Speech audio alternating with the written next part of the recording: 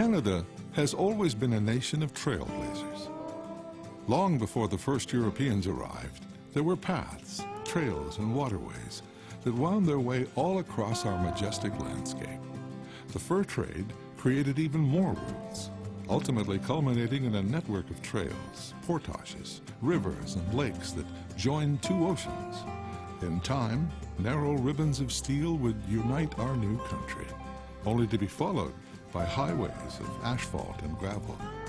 But those early trails that had been carved by the First Nations, voyageurs, explorers, settlers, and the railways will always have a romance that 4 lanes of blacktop can never match. And then, in 1992, a magnificent vision was born: to take the hundreds of trails and paths, roadways and unused rail lines that twisted across our country, and make them one. And that was the beginning of one of the most ambitious and iconic undertakings in the history of our country, the Trans-Canada Trail.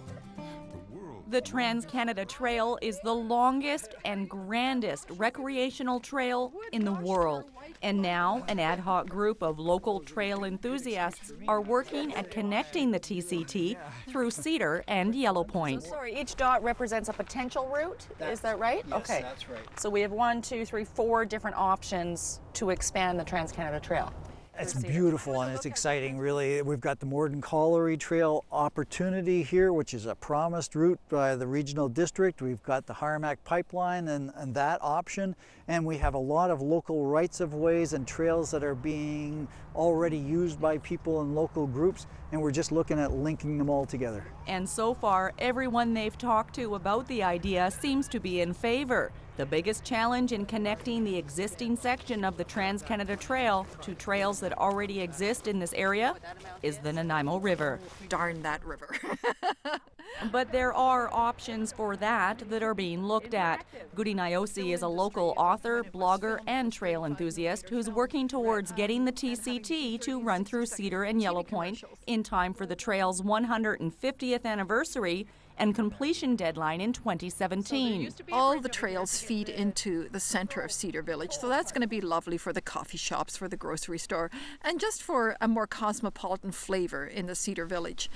I think that's going to be nice for it, and I just think it's going to be nice to up that whole profile of Cedar as a natural, a supernatural place to be, because it's about nature.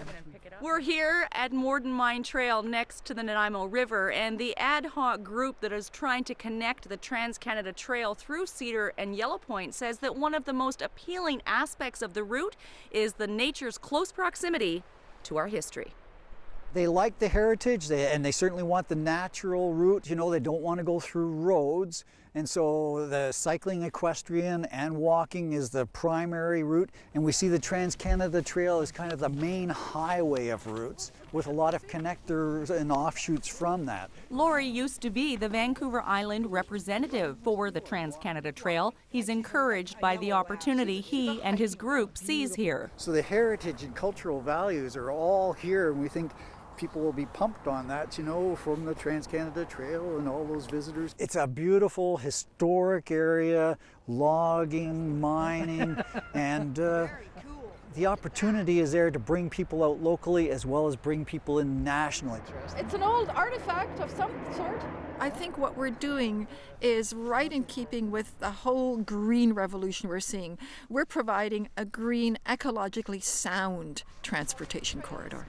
Discussions to bring the Trans-Canada Trail through Cedar and Yellow Point are in the early stages, but the ad hoc group advocating for it say it's just a matter of how, not if.